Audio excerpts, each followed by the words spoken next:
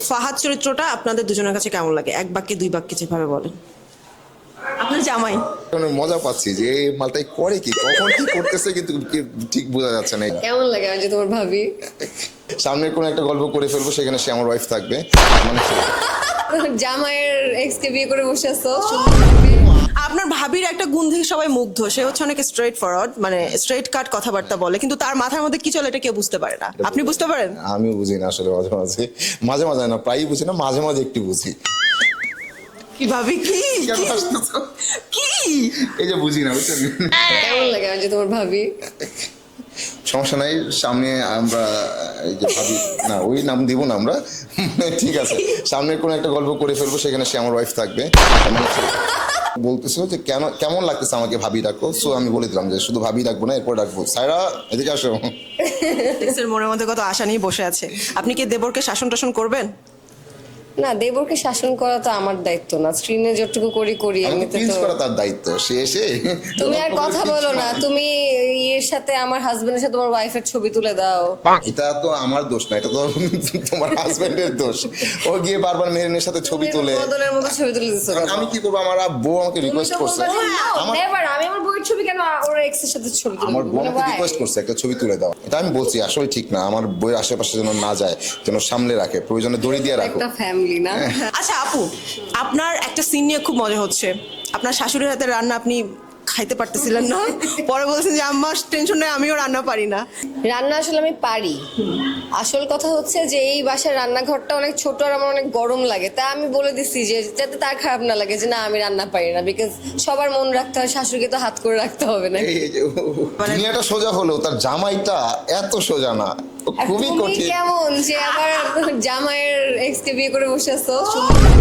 আমি একটা মানুষকে হেল্প করছি, আমাকে বলছে হেল্প আচ্ছা হচ্ছে করতে। নাকি আমরা কেন ঝগড়া করতেছি? আমার ক্ষেত্রে কিন্তু ব্যাপারটা এই ছিল না, আমি আমার ক্ষেত্রে ছিল মেয়েটাকে আমি বলছিলাম যে কোনো হেল্প লাগলে আমাকে যেন বলে, সে বলছে হেল্প করতে, আমি হেল্প করছি। এরপর সংসার করতেছে, সেখানে তো দায় দায়িত্ব চলে আসছে, সংসার করতে গিয়ে দায় দায়িত্ব চলে আসছে। আমি একটা বাউন্ডারি যে মানুষ বিয়ে করে এটা আমি জীবনে দেখি এত দায় দায়িত্ব বিয়ের পর চলে আসলো, সেটা তো এখন মানতে হবেই, মেনে নিচ্ছি। আচ্ছা, মেহেরিন যে খুব পার্টটার নেয়, সে খুব ভালো, সে অনেস্ট, এবং আপনার সাথে একটু পার্টটার নেয়, ব্যাপারটা কি আপনার হজম হয়?